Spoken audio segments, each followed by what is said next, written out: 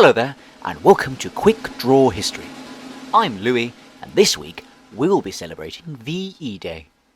VE Day, or Victory in Europe Day, is celebrated on the 8th of May every year in almost every country in the Western world since 1945. And in the United Kingdom we even have a bank holiday this year. But what is it, and why do we celebrate it? Victory in Europe Day marks the total surrender of Nazi Germany and all the countries on their side, known as the Axis powers, meaning an Allied victory in Europe. Since 1940, the supreme leader of Germany, Adolf Hitler, and the armies of his Third Reich, the name given to his system of government, had painted Europe red with their swastika flags and had proved unstoppable at spreading their cruel rulership of what we call fascism across the world. Let us take a quick look at a few important stages that led the world from this darkness to the important day that we now celebrate. 1. After years of planning, on the 6th of June 1944, the combined forces of the Allies, made up of mainly the United Kingdom and its empire, the United States of America, Canada, and the Free French Army, launched a surprise invasion of Europe from the south coast of Britain. This attack took the German forces completely by surprise.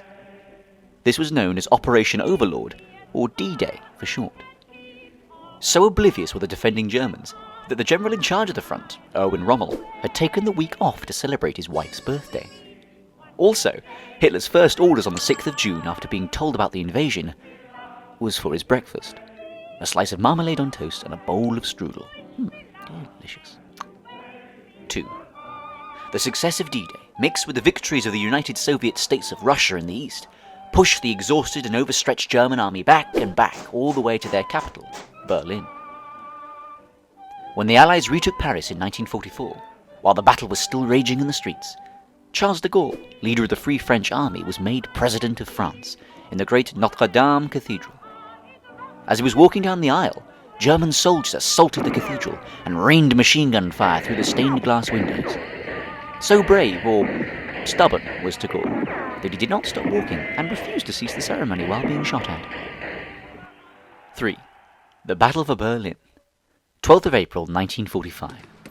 Fighting was so fierce, the proud German army held on to every street of their beloved capital. Anyone that could hold a rifle could fight for the fatherland, including the elderly, women, and even children.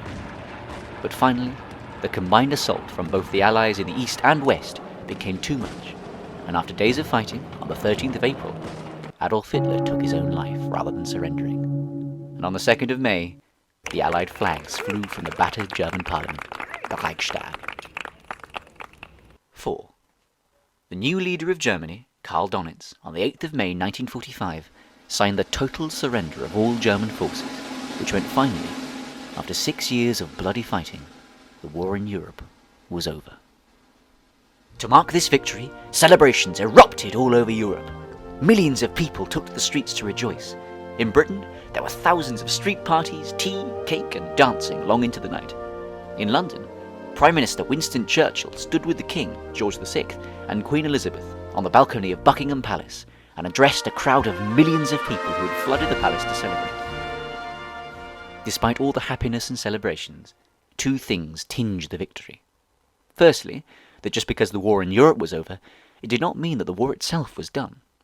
Thousands of miles away in the east, the Allies were still at war with Japan, who would not surrender until the 15th of August. We call this Victory in Japan, or VJ Day. The second was that in order to get to this victory, in order to be able to celebrate freedom across the world, millions of innocent men, women, and children had to die for causes questionable to this day. VE Day is important, as it both celebrates freedom, the power of togetherness in the face of adversity, and those who gave their lives to protect those ideals, as well as a warning to remember our history. We hope you have a wonderful day on this most special of 8th of Mays, 75 years since the victory in Europe, and enjoy plates of Victoria sponge cake, lashings and lashings of lemonade, tea, scones, and have bunting hung all over the streets. Thank you for listening.